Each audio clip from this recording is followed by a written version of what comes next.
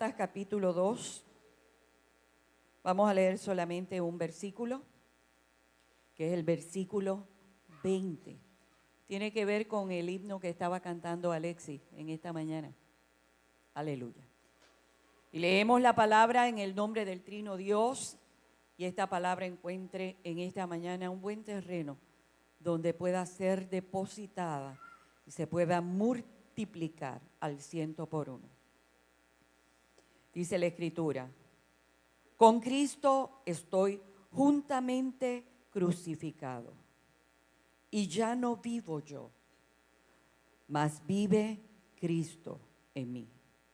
Y lo que ahora vivo en la carne, lo vivo en la fe del Hijo de Dios, el cual me amó y se entregó a sí mismo por mí.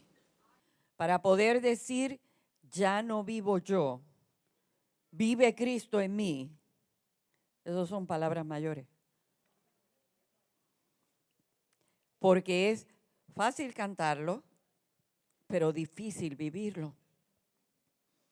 Y el apóstol Pablo, un hombre que vivió para Dios con todo su corazón, con todas sus fuerzas, en medio de tantas persecuciones, en medio de tantas luchas y tantas situaciones terribles, escasez, espada, peligro, azote, cárceles. Poder decir, Pablo, ya no vivo yo, vive Cristo en mí, es cosa grande. Porque hay que haber pasado por unas etapas en nuestra vida donde realmente tú y yo sintamos que estamos muertos. Muertos a la carne, muertos a la concupiscencia, muertos a los delitos y pecados, para poder decir que Cristo vive en mí. Hay 3 etapas que Jesús pasó. Y son 3 etapas que nosotros también tenemos que pasar para que nosotros podamos alcanzar lo que Dios tiene para nosotros. 3 etapas importantes y 3 procesos importantes en la vida del ministerio del Señor. El primero comienza en Lucas capítulo 3 del versículo 22, del versículo 21 y 22 en adelante. Escúcheme. Jesús nace y después de nacer fue llevado al templo. Después de esto, ustedes saben que se levantó la persecución y María y José tuvieron que huir a Egipto y por allá estuvieron casi 3 años para luego regresar. Y luego se vuelve a mencionar el nombre de Jesús a los 12 años, porque no se había vuelto a mencionar. Y no habla nada, no se habla nada, ¿verdad?, de la vida de Jesús. Pero históricamente hablando, Jesús se crió con sus padres. María siguió teniendo hijos. Jesús se crió con un círculo de hermanos aquí en la tierra, con su padre José. Pero dice la historia que José muere y Jesús se hace cargo de su familia. Y Jesús también fue carpintero. Él aprendió el oficio con su padre José. Así que Jesús se encargaba de mantener su familia, porque él era el hermano mayor. Así que le tocaba a él poder, ¿verdad?, reestructurar su vida en base a las necesidades que había en su casa, de su madre y de sus hermanos. Yo me imagino, yo quisiera que tú pensaras esto conmigo. Yo me imagino a Jesús yendo constantemente a la sinagoga a escuchar la palabra. Aquellos sacerdotes predicando a un Dios lejano. Aquellos sacerdotes predicando a un Dios que prometía, pero que la gente no podía ver el cumplimiento de las promesas de ese Dios. Entrando y saliendo. Viendo cómo los enfermos entraban y salían. ¿Se acuerdan de la mujer encorvada? Que hacía más de 12 años que estaba así encorvada, y dice la Escritura que ella iba todos los días al templo para orar. Y Jesús viéndola que entraba y salía igualita que comentaba. Estuvo allí 30 años sin ver un milagro, sin ver una señal, sin ver un prodigio, sin ver una transformación, sin ver una liberación. Oye, para mí algo tenía que estar ebulliendo dentro del Señor. Una revolución, algo grande. ¿De cuándo será la manifestación del reino? Algo tiene que suceder, algo tengo que ver, algo tiene que pasar. 30 largos años. Nosotros estamos esperando un gran avivamiento de parte de Dios. Y yo voy a ser honesta. Estamos esperando ese gran avivamiento. Y muchas veces eso que bulle dentro de nosotros, comenzamos a decirle a Dios, ¿cuándo será la manifestación de eso? ¿Cuándo será que vamos a ver el poder de Dios en una forma terrible y sobrenatural? ¿Cuándo será que comiencen a verse los milagros creativos y el poder de Dios derramarse en esta casa? Yo no sé cuántos de los que están aquí están cansados. Levante la mano los que están cansados. Señor, yo quiero ver más.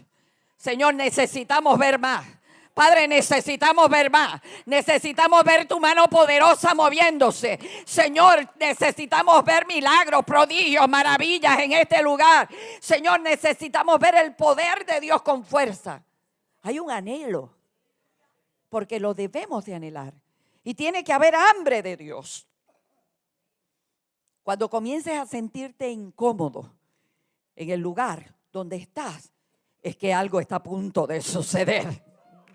Y yo me imagino que Jesús escuchando aquella palabra allí, y escuchando aquella palabra allí, y escuchando aquella palabra allí, esperando para que llegara la manifestación del reino. Y un día, Juan el Bautista está bautizando en las aguas. Y de momento Jesús se aparece por aquel lugar. Y cuando Juan el Bautista lo ve venir, inmediatamente que lo ve, lo reconoce. Y dice, he aquí el Cordero de Dios, he aquí el que quita el pecado del mundo. Y cuando llega donde Juan le dice, ¿para qué vienes? Y Jesús le dice, para ser bautizado. Y Juan le dice, no, será para bautizarme a mí. Y Jesús le dice, no, se tiene que cumplir la ley. Porque va a haber una manifestación, va a haber un mover. ¿Sabe una cosa? Que para Jesús llegar a aquel lugar, lo primero que hizo fue tener una negación. Tenía que dejar su casa, su familia, su trabajo, sin nada. Yo no sé a cuántos de ustedes Dios los ha llamado y han tenido la capacidad de recibir el llamado de Dios y no pensar en los problemas económicos, en la situación de la familia y decir, sí, yo voy. Eso es negarse a uno mismo. Y Jesús tenía que negarse a esa primera etapa de su vida, 30 años viviendo con su familia, 30 años haciendo, durante 20 años vamos a poner, haciendo mesas, sillas, puertas, porque él era carpintero. Pero llegó el momento en que aquello que estaba haciendo ebullición dentro de él tenía que salir para afuera. Aquello tenía que salir para afuera. Mire, a veces Dios nos llama al ministerio y pasa un año, y pasan 2, y pasan 3, y pasan 4, y 5, y 6, y 15, y 20. Y usted dice, no veo nada, pero está algo produciéndose dentro de su interior. Y va a llegar el momento en que eso va a salir para afuera y va a ocurrir una explosión espiritual. Y usted va a ver la promesa de Dios cumplirse en su vida. Jesús llegó hasta el río Jordán. Y yo quiero que tú vayas conmigo para que tú escuches lo que pasó allí. Ve conmigo a Lucas.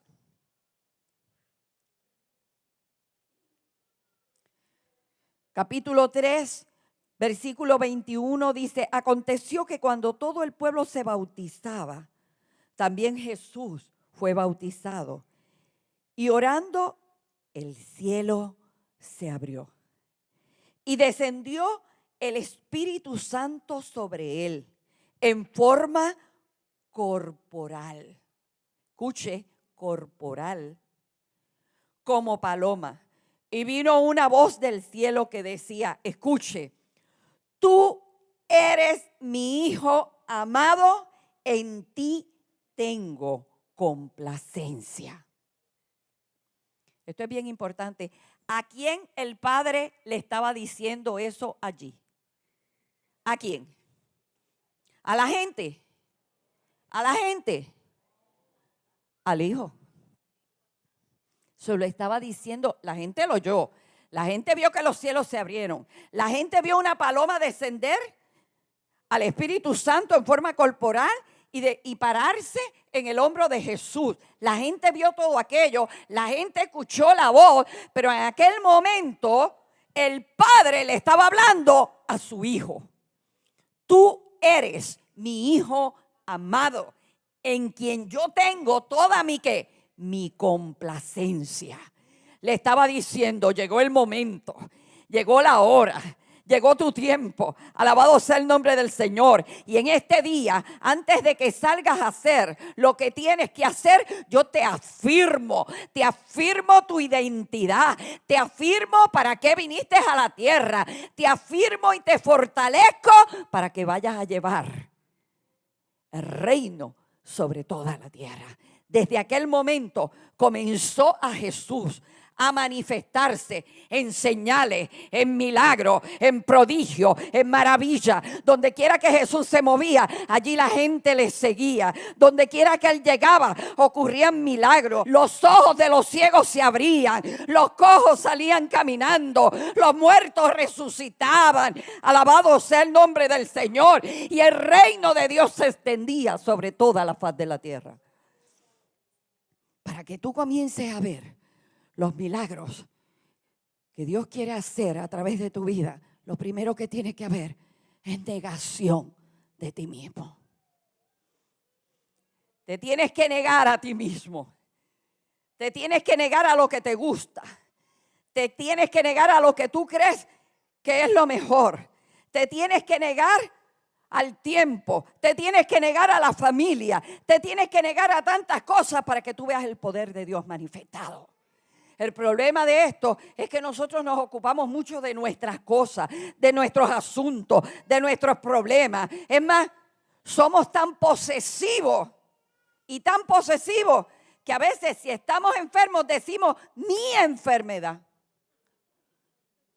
Mire, como si eso fuera tan bueno. No, porque esta es mi enfermedad. Mi enfermedad. Y no ocurren cambios, no ocurren transformaciones, no llega la liberación, no comenzamos a ver los prodigios, señales, milagros y maravillas que Dios quiere hacer en medio nuestro. Porque lo primero que tenemos que hacer fue lo que hizo Jesús, negarse para que la manifestación del reino viniera sobre él.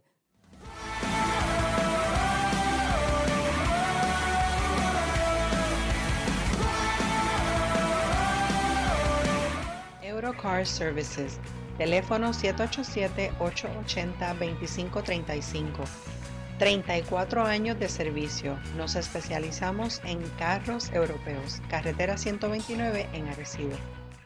Kelvin Fire Control, recarga, mantenimiento y certificación de extintores, sistema de cocinas, alarma de incendios y otros. Ofrecemos servicio a toda la isla. 939-644-5191. Saludos, les habla el doctor Ismael Bagué. Soy médico generalista, estoy ubicado en Arecibo, en el barrio Islote. Mi horario de oficina es de 7 de la mañana a 7 de la noche. Se atienden niños, adultos y envejecientes. Acepto todo tipo de plan médico, Medicare y especialmente los de Mi Salud. Aquí se atiende la alta presión, diabetes y todo tipo de condición y estamos aquí para servirles siempre.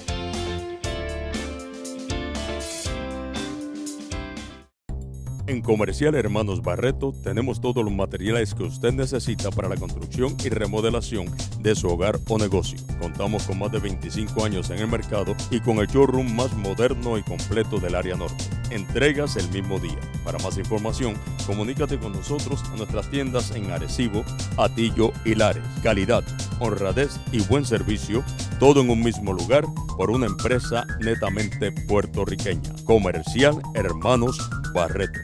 En Superfarmacia Corcovada, nuestro compromiso es servir bien a la comunidad. Por eso, nos hemos convertido en la más completa. Prontitud en el despacho de recetas y entrega a domicilio. Variados departamentos y los mejores especiales. Todas las semanas, Superfarmacia Corcovada, la más completa. Carretera 492, kilómetro 2.3, Barrio Corcovada, Atillo. 787-820-4747 y 787-262-7283.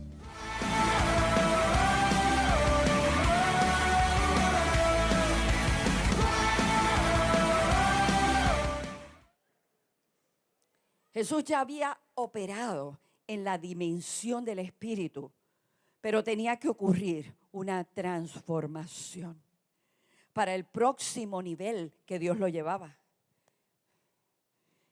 Y esa transformación ocurrió en el monte de la transfiguración. ¿O es que usted piensa que las cosas que ocurrieron en la vida de Jesús pues no tenían tanta importancia? ¿Por qué Dios permitía una cosa? ¿Para qué Dios permitía eso? ¿Para qué? Vamos a ver Mateo capítulo 17. Dentro de este proceso Dios nos lleva de etapa en etapa. Si Jesús la vivió, escúchame, tú también la vas a vivir. Y probablemente la etapa que estás viviendo en este momento no te gusta, es la más difícil de tu ministerio o de tu vida espiritual, pero Dios la está permitiendo para procesarte.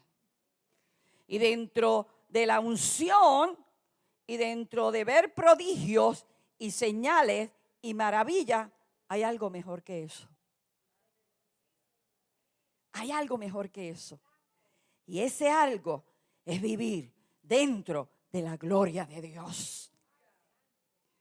Porque cuando tú vives dentro de la gloria de Dios, hay manifestaciones y prodigios y señales, pero ya no eres tú el que estás operando, sino la gloria donde tú te estás moviendo.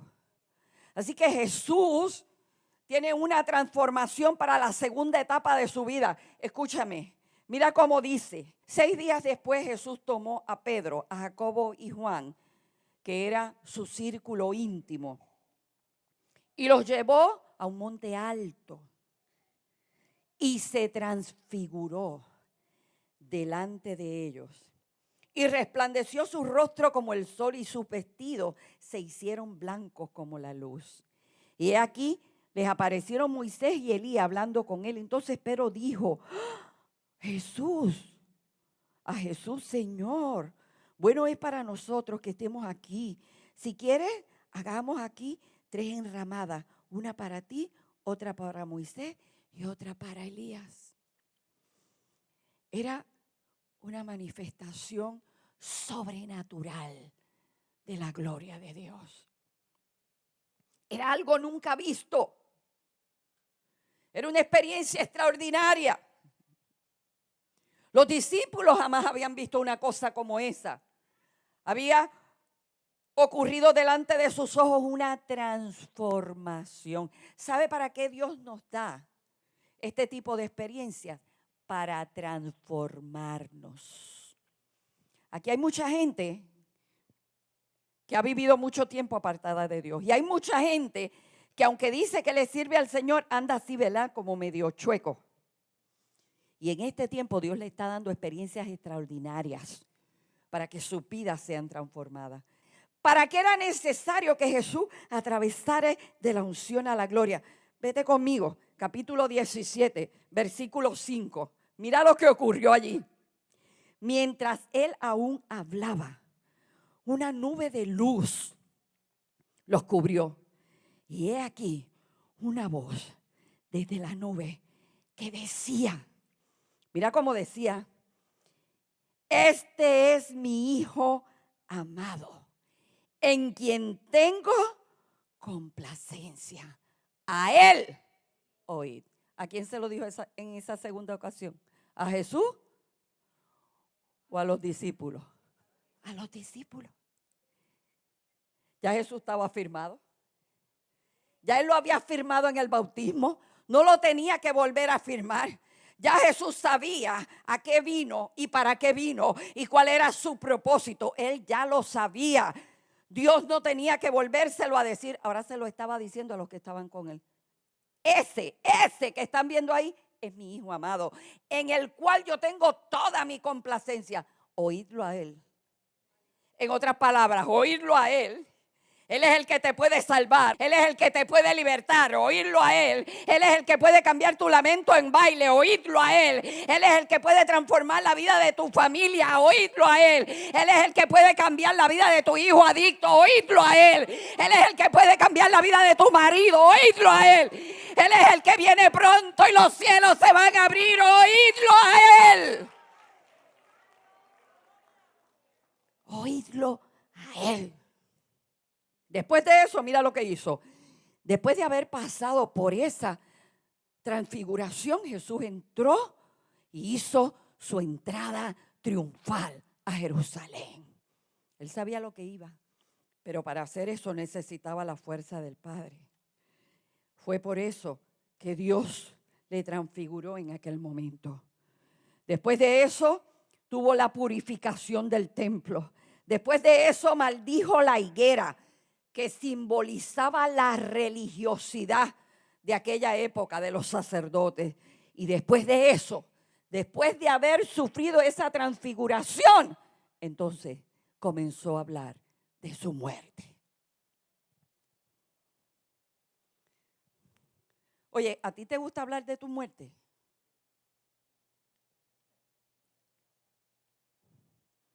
Dios mío, qué silencio. Si se cae una hoja. ¿A ti te gusta hablarte de cuando tú te mueras? No, para nada. A menos de que ya estés pasando por una transición que tú sabes que el momento se está acercando. Ahí tú comienzas a hablar. Sobre todo los hijos de Dios, cuando Dios le da esa oportunidad a ellos de hablar. Porque para hablar de eso, escuche, tiene que haber ocurrido dentro de nosotros una transformación. Y cuando las personas comienzan a transicionar, Dios los va transformando. Los deja vivir aquí, en el mundo terrenal, y comienza a darle experiencias sobrenaturales. Montones de personas que comienzan a tener experiencias con Dios, con el cielo, con los ángeles. Están en la tierra, pero ya están transicionando y el anhelo es irse con Dios. Es irse con Dios. Y Dios nos prepara para esos momentos. Dios nos transfigura en ese momento. Y la gente te va a ver para llevarte fortaleza y eres tú el que fortaleces a los que vienen. Y uno dice, wow, qué clase de fe.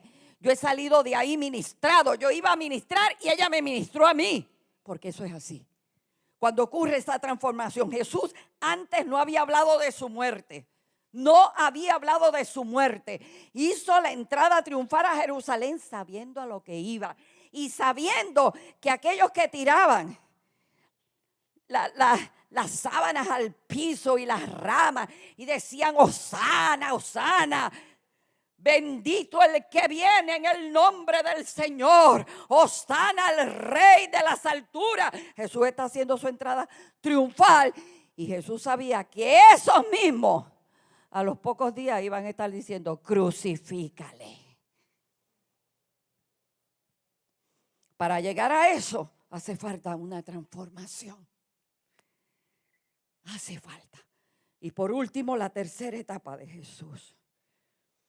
Esa fue en el Getsemaní. La primera es negación, la segunda es transformación y la tercera es muerte. La verdadera muerte de Jesús la tuvo en el Getsemaní. Jesús primero murió en el Getsemaní para después entregar su cuerpo en el Gólgota. Pero ya él había muerto en Getsemaní. ¿Y sabe lo que tuvo que entregar? Allí su voluntad. Lucas capítulo 22, versículo 42 al 44. Y él se apartó de ellos a distancia, como de un tiro de piedra, y puesto de rodillas oró, diciendo: Padre, si quieres, pasa de mí esta copa, pero que no se haga mi voluntad, sino la tuya. Y se le apareció un ángel del cielo. ¿Para qué?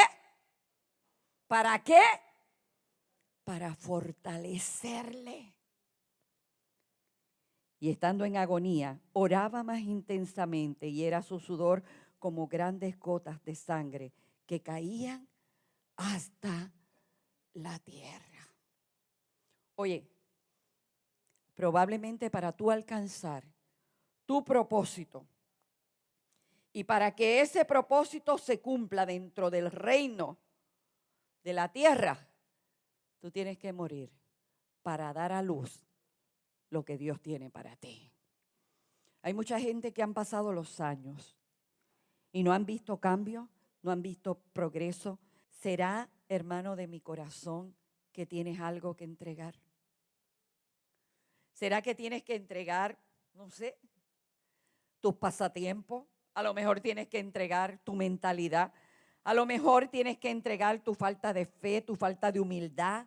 A lo mejor no tienes nada de osadía. A lo mejor tienes que incrementar tu tiempo de oración, de ayuno. A lo mejor tienes que vivir en mayor santidad. ¿Sabes qué? Hasta que no mueras, no vas a ver el propósito de Dios cumplirse en tu vida. Y solamente en ese momento y en ese momento es que podrás cantar: ya no vivo yo.